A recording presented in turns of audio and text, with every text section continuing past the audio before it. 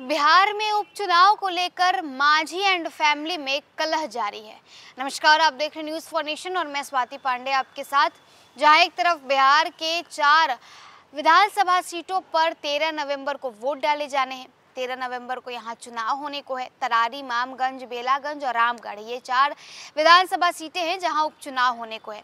अब ऐसे में जहां एक तरफ पार्टियों की तरफ से अपने उम्मीदवारों का ऐलान नहीं किया गया और ना ही गठबंधन की तरफ से अभी भी, यानी इंडिया गठबंधन हो या फिर एनडीए अलायंस हो, किसी भी की तरफ से अभी भी पार्टियों का सीट बंटवारा यानी पार्टियों में सीटों का बंटवारा अभी नहीं हुआ है।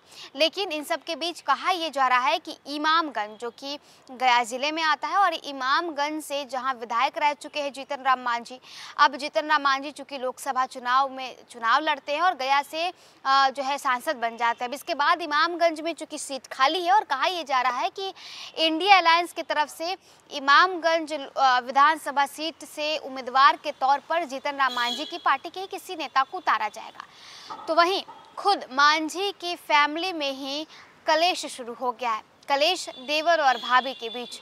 देवर एक तरफ से अपने उम्मीदवार को उतारना चाहते हैं तो भाभी अपने उम्मीदवार को। अब इन सब के बीच आखिरकार पापा मांझी करेंगे क्या? बिहार उपचुनाव की घोषणा क्या हुई? केंद्रीय मंत्री जीतन राम मांझी के घर पर दावेदारी की आग भड़क गई।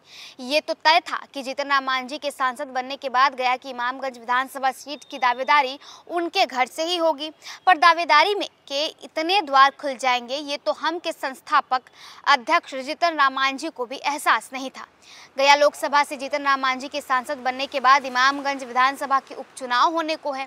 ये भी तय था कि इमामगंज से प्रत्याशी जीतन राम मांझी के परिवार का ही कोई हो सकता है।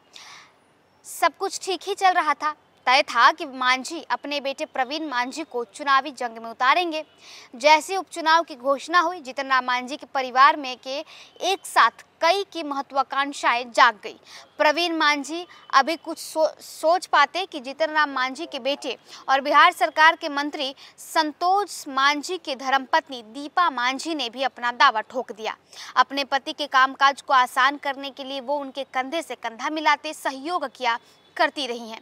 संतोष मांझी ने इस हुनर को ध्यान में रखकर दीपा मांझी का नाम आगे कर दिया है। अभी जीतन राम मांझी बेटा और बहू के विवाद का हल ही ढूंढने में लगे थे, लेकिन उपचुनाव की घोषणा क्या हुई, सर मुंडवाते ही ओले पड़ गए। हुआ ये कि मांझी की समधन ज्योति देवी ने भी मोर्चा खोल दिया। ज्योति ने 2020 के विधानसभा चुनाव में बाराचट्टी विधानसभा क्षेत्र से चुनाव लड़ी थी और वो लगातार दूसरी बार जीती हैं।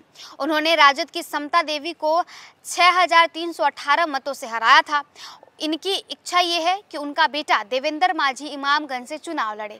जीतन राम मांझी की फजीहत ये है कि देवेंद्र मांझी उनके दामाद हैं।